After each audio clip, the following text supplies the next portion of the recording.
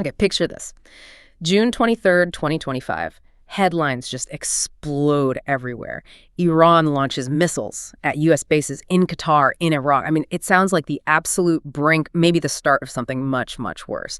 But what really happened, that's what we're doing today. We're going to dissect this really surprising event, go beyond those first shockwaves, see what it tells us about, well, the complicated dance of international relations. We've pulled together insights from quite a few trusted news sources to give you the clearest possible picture. Let's unpack this. Indeed. And it's fascinating because this incident, it's more than just missiles flying, right? It's almost like a real-time masterclass in what experts call geopolitical signaling. Signaling? How so? Well, it's about how nations use actions, physical actions, not just words, to communicate what they want, what their red lines are.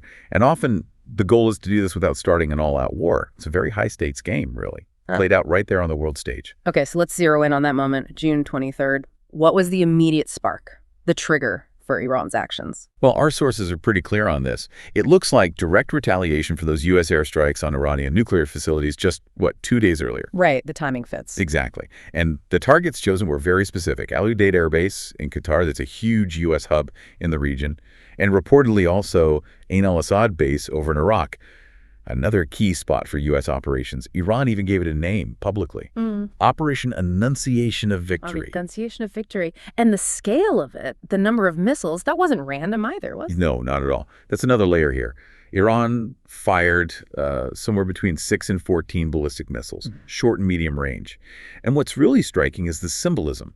Sources suggest that number 6 to 14 was likely chosen deliberately. How so? It seems to mirror the approximate number of U.S. bunker buster bombs, those heavy-duty munitions for underground targets used in the American strikes just before. It's like a direct symbolic reply. Okay, so missiles are launched, targets named. You'd expect chaos, right? Significant damage, maybe casualties. But this is where the story takes a sharp turn, the bit that really makes you lean in.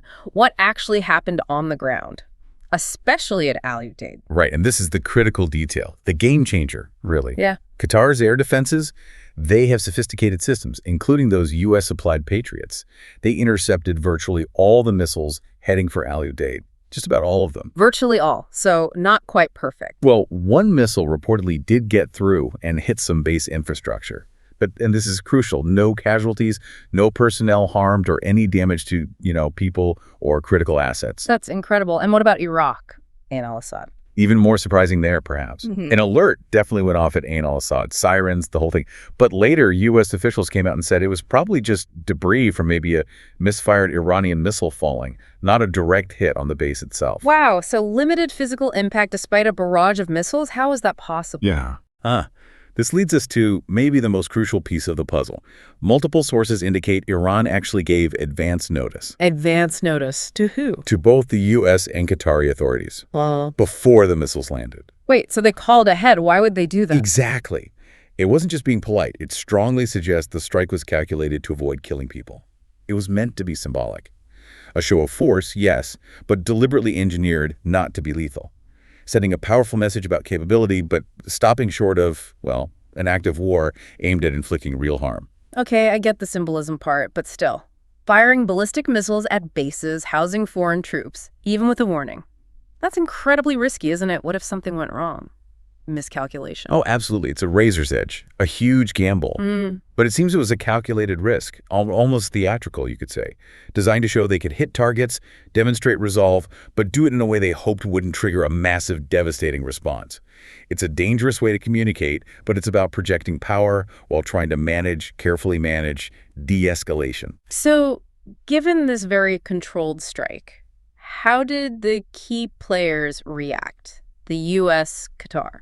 Well, the reactions were almost as revealing as the attack. You had former President Trump, for instance. He called it a very weak response. Right, I remember that. But then in the same breath, almost, he actually praised Iran for giving that advance warning, said it showed potential for peace, which was quite the paradox. Interesting. And Qatar, they had missiles land on their soil. Understandably, Doha strongly condemned it. A clear violation of their sovereignty, their airspace. Right. They reserve the right to respond legally, which is a significant diplomatic statement. And the wider region. You saw immediate ripple effects of several other Gulf states, the UAE, Bahrain, Kuwait, Iraq, too. They all temporarily closed their airspace. precautionary, but shows the tension. And global oil markets got jittery, of course, some volatility there, though the exact impact figures are still being assessed. So connecting those dots. Yeah, if you put it all together, it really looks like a deliberate show of force, but one that was carefully packaged with signals of restraint. And where do things stand now? Well, the immediate crisis seems contained, but tensions are still high. U.S. and Gulf states are definitely on high alert. But importantly, diplomatic channels are reportedly very active behind the scenes, lots of talks happening. It's a tense calm, you could say. The fallout isn't over. Right. So wrapping this up then, what seemed like this incredibly dramatic, potentially catastrophic missile attack.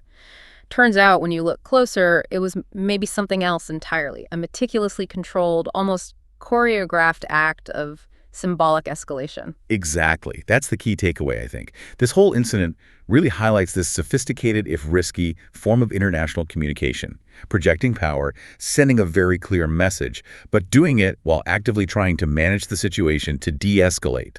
It really forces us, to look beyond those initial scary headlines. But it does make you wonder, doesn't it? What does this kind of strategic restraint, this symbolic use of force, actually mean for the future?